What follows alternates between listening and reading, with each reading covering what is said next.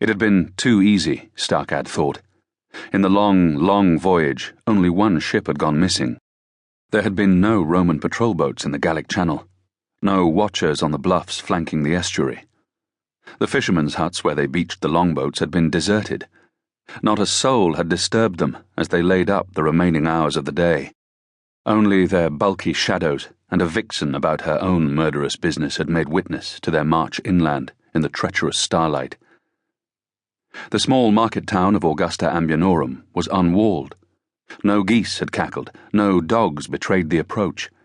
Neither call of nature nor providential deity had pulled a citizen from his slumber to raise the alarm. The sea-wolves had ringed the town, a party on each road. When the atheling Arkil was satisfied, he had made the signal. The Angles had set about their rapine with practised enthusiasm and the zeal of men long at sea.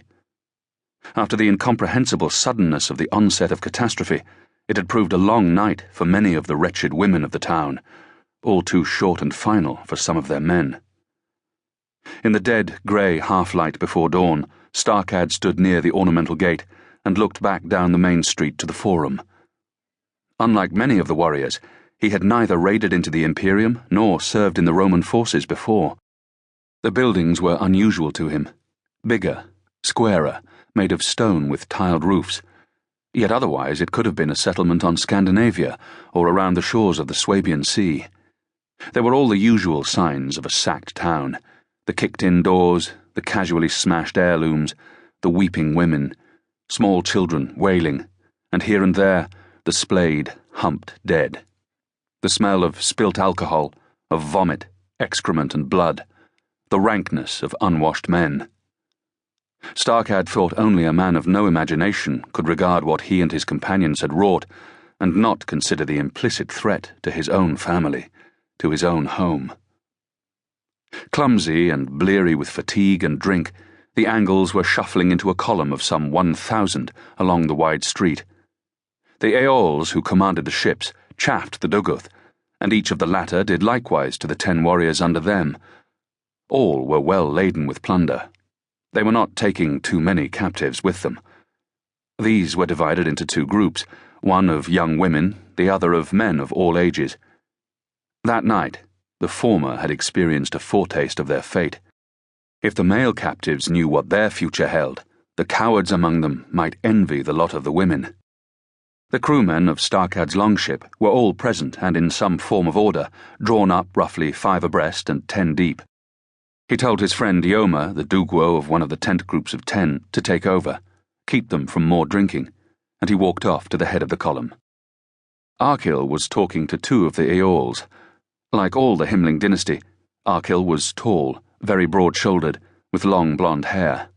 Like all the Himlings, his arms were bright with gold. The atheling smiled at Starkad. One of the Aeols spoke. "Your crew are still slower than mine," Wiglaf said. Starkad shrugged. "He is still a puppy." Arkil's tone was light.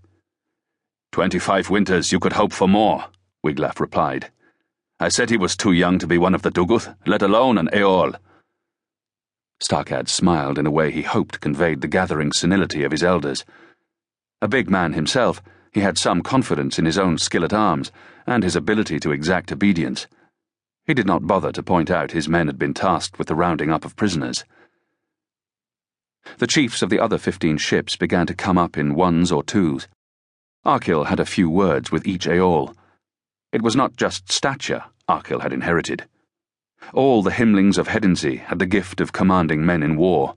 It came naturally to them. They were Woden-born. Even Starkad's stepfather, Oslak, quiet, studious man that he was, had led several successful expeditions in his youth. Starkad's thoughts ran from Oslak to his mother, Cadlin, and from her to his father. He did not want to think about his father. Starkad looked at the arch spanning the road.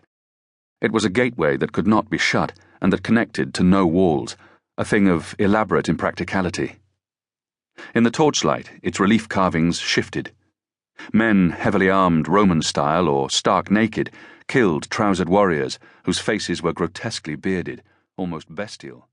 to keep listening to this audiobook. I've left you a link in the description so you can do it at no cost thanks to Audible's 30-day free trial.